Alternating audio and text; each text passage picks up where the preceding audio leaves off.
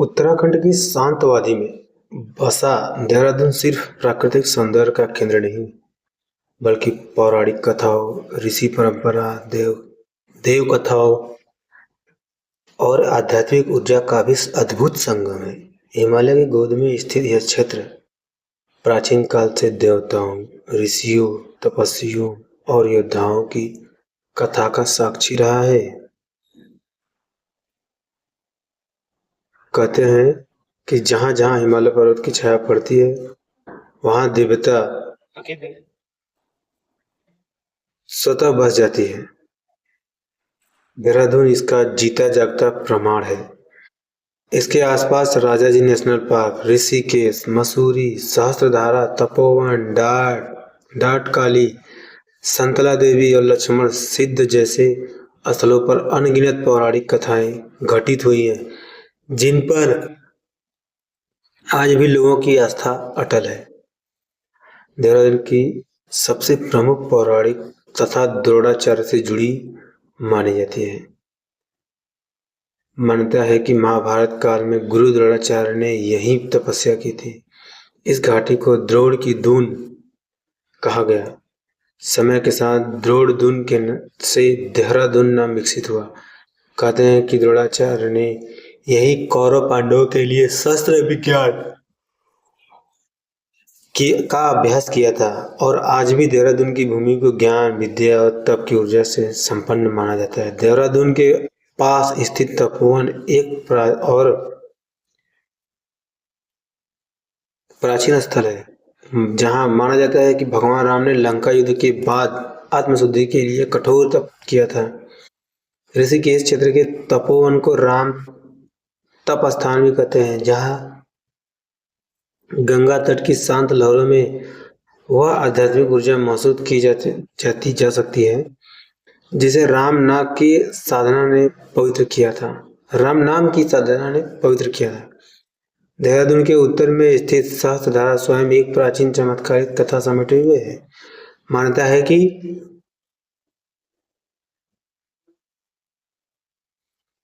धरती के भीतर 1000 प्राकृतिक जल धाराएं बहती हैं।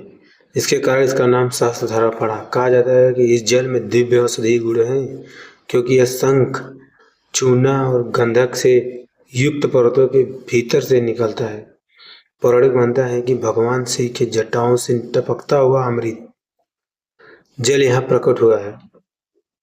इसलिए शिव प्रधान स्थल भी माना जाता है। देहरादून के दक्षिण में स्थित विशाल राजाजी नेशनल पार्क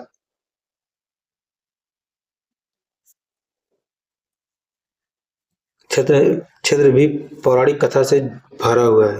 माना जाता है कि त्रेता और द्वापर युग में अनेक ऋषियों के आश्रम थे। विशेषकर अगस्त्य मुनि, परशुराम, विश्वामित्र से जुड़ी प्राचीन कथाएं भी प्रसिद्ध हैं। कई स्थानों पर पुरातत्व अवशेष मिले हुए हैं, जिन्हें तपोभूमि बताया जाता है। घने जंगलों में आज भी ऐसी गुफाएं मिल जाती हैं, जिन्हें प्राचीन ऋषियों का स्थान माना जाता है। देहरादून की एक शक्तिशाली कथा डाट काली कथा से संबंधित है। माता वाली देवी के रूप में पूजित यह शक्तिपीठ उस समय प्रकट हुआ माना जाता है जब हिमालय ने देवियों ने असुरों का आतंक था। हिमालय पर असुरों का आतंक था, तो देवी ने प्रकट होकर असुरों का अंत करने के लिए अनेक रूप धारण किए।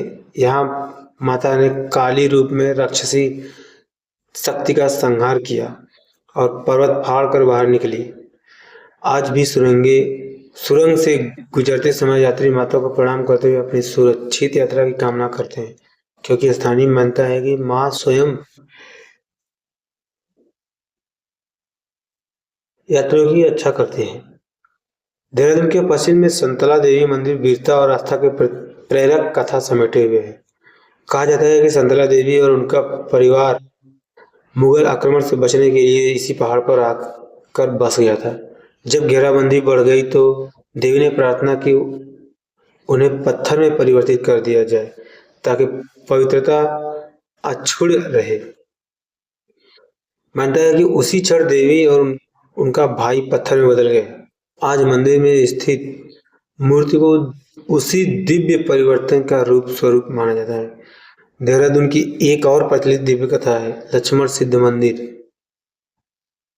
कहा जाता है कि यह स्थान लक्ष्मण जी के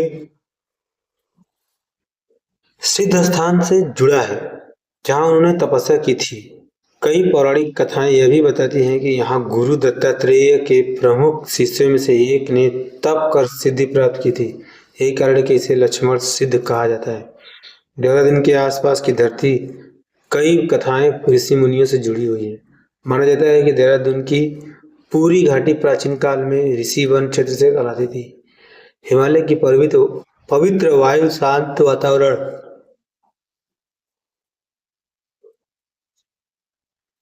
और घने जंगल तपस्या के लिए सर्वश्रेष्ठ माने जाते थे। इसलिए अनेक ऋषियों ने यहाँ योग साधना की थी। इसी कारण देहरादून को ऋषियों की धरती भी कहा जाता है।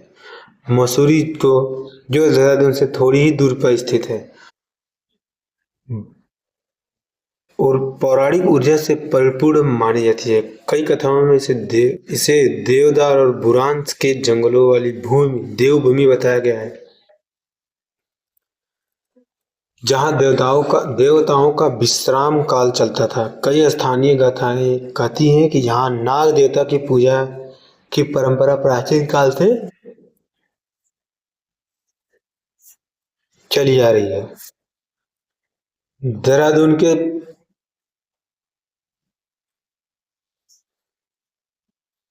पूरे क्षेत्र को महर्षि वाल्मीकि, वेद व्यास, अगस्त्य, परशुराम और विश्वामित्र की कथाओं से भी जोड़ा गया है। कुछ मान्यताओं के अनुसार रामायण रचते समय वाल्मीकि कभी कभी इस क्षेत्र में ध्यान लगाने आते थे।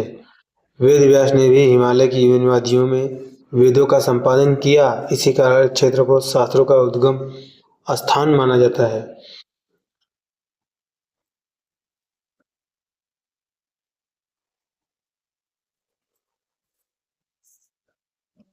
समग्र रूप से देखें तो देहरादून सिर्फ एक आधुनिक शहर नहीं बल्कि वह भूमि है जहां देवताओं का आशीर्वाद, ऋषियों की तप ऊर्जा, ऐतिहासिक घटनाओं की स्मृतियां और प्राकृतिक सौंदर्य मिलकर पवित्रता का अनोखा अवतार रचते हैं।